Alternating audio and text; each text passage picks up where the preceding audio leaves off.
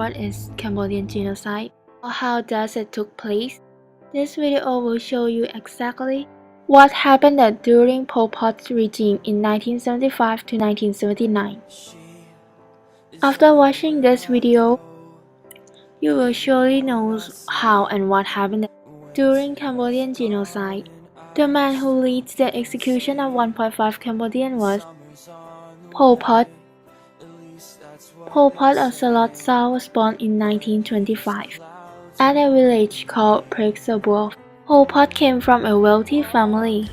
For instance, his family owned 50 acres of rice paddy, which is 10 times more than average of normal people. In 1934, he went to Phnom Penh to live at a Buddhist monastery and attended French Catholic primary school. In 1949, he went to Paris because he got scholarship.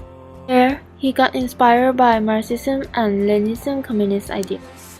On January 1953, Pol Pot returned from Paris.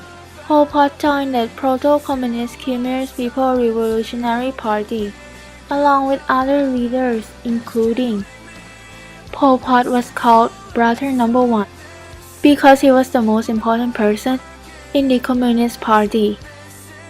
Nuon Chia was called Brother Number 2. He was the chief who supported communist ideology. Leng Sari was called Brother Number 3. He was the international face of Khmer Rouge. Leng Sari met and married Kyaw Therit in Paris. Kyaw Therit was the minister responsible for the action during Pol Pot's regime. She was the sister of Kyaw Phanori, or Pol Pot's wife. Lastly, Kyaw Samphan studied economics and politics in Paris. He developed the policies that Khmer Rouge soldiers would use later. In 1960, Pol Pot reorganized the KPRP into supporting Marxism-Leninism. During 1956 to 1963, he taught French geography, history, literature at private school while involving in communists. He and his communist supporters moved to the countryside because the country didn't support communism. During the 1950s, as the Khmer Rouge leader returned from Paris, King Sihanouk had a hard time controlling power in Cambodia by trying to maintain neutrality. He did not try to help neither USA nor the North Vietnamese. In 1963, after the government opposed the Communist Party, they moved to northeastern Cambodia and waged war against the government. In 1970, Lon Nol removed the Sihanouk from power as the head of the state. When Lon Nol was in power, the Khmer Rouge leader gained support from people. Because Lon Nol removed Sihanouk from power, and America bombing of Vietnamese in Cambodia, Khmer Rouge then became alliance with Sihanouk, which made them even more popular with the peasants, because the peasants thought they were fighting for Sihanouk.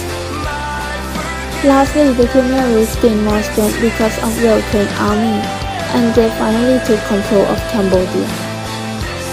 On April 17, 1975, the Khmer Rouge army entered Phnom Penh. They forced Lon Nol out of power and take over Cambodia. They began to force everyone out of city to work on land and turn Cambodia into an agricultural country. An estimated of 1.5 million Cambodians were killed out of the total population of 7 to 8 million.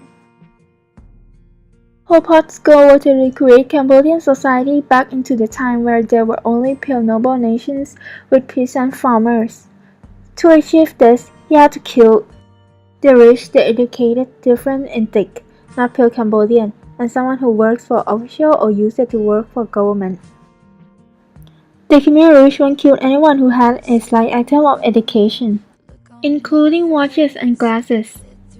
They forced the population to work as slave labor in the rice field, where they would dig dishes, or in farming groups.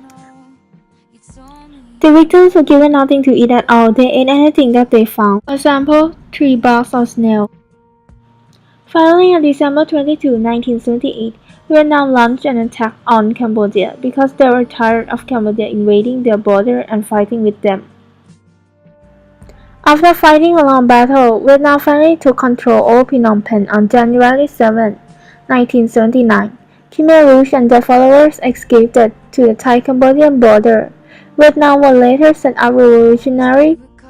Pol Pot forces were becoming weaker and weaker, so he ordered the murder of his family in 1997. In 1998, the remaining Khmer Rouge put Pol Pot on trials.